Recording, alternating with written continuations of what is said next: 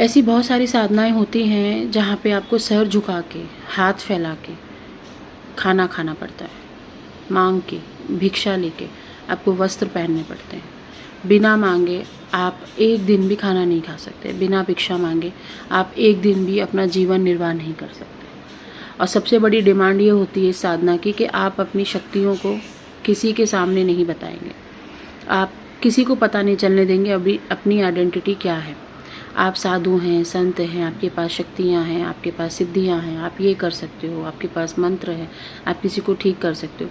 ये सारी चीज़ें गुप्त रखनी पड़ती हैं और घर से काफ़ी दूर जा कर के ये साधना करनी पड़ती है। भिक्षा मांग के खाना, सर झुका के रहना, बहुत सारी साधना ऐसी कि आप नहा नहीं सकते हो, बिना नहाए आपको रहना पड़ेगा।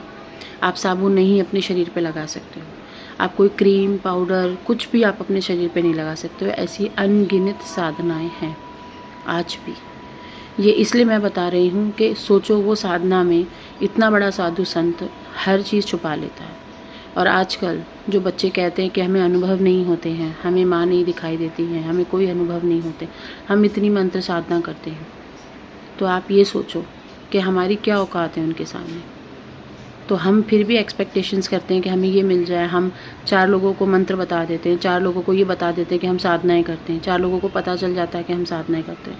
हमसे इतनी सी बात नहीं छुप पाती 4 लोगों के सामने। ये साधना कैसे करोगे जहाँ पे आपको पूरे समाज को छोड़ के दूसरे समाज में आपको जाना पड़ेगा, दूसरे मुल्क में जाना पड़ेगा और वहाँ जाके आपको ये साधना करनी पड़ेगी। ये साधना बहुत कठोर है जो मैंने आपको बताई है, और ये कठोर साधना से अनगिनत लाभ मिलते हैं, अनगिनत आपके पुण्य कमाए जा सकते हैं, आपके पाप कर्म को काटा जाता है, पिछले जन्म के पाप को काटा जाता है, गुरु के दोष को काटा जाता है, कुल देवी दोष को काटा जाता है। ये साधना इसीलिए कराई जाती है।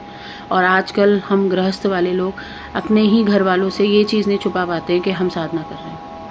ढिंडोरा पीट पीट के बताया जा रहा है, मंत्र बताए जा रहे हैं। फलाना कोई भैया हमारे घर में आते हैं तो हम उनको बता देते कि अरे हमें तो देवी के सपने आते हैं, इसका क्या मतलब है।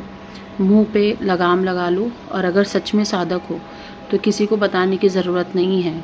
खुद माँ भगवती आपका कल्याण करेगी तो 4 लोगों को तो ऑटोमेटिक मालूम पड़ेगा। लेकिन उससे होगा क्या, पब्लिसिटी करके क्या मतलब है। साधनाएं कई प्रकार की है, सिर्फ घर में बैठ के माला उठा के जाप करने को साधना नहीं कहते हैं, त्याग करने को साधना कहते हैं। तपस्या एक साधना है, मंत्र एक साधना नहीं है। जय माता दी।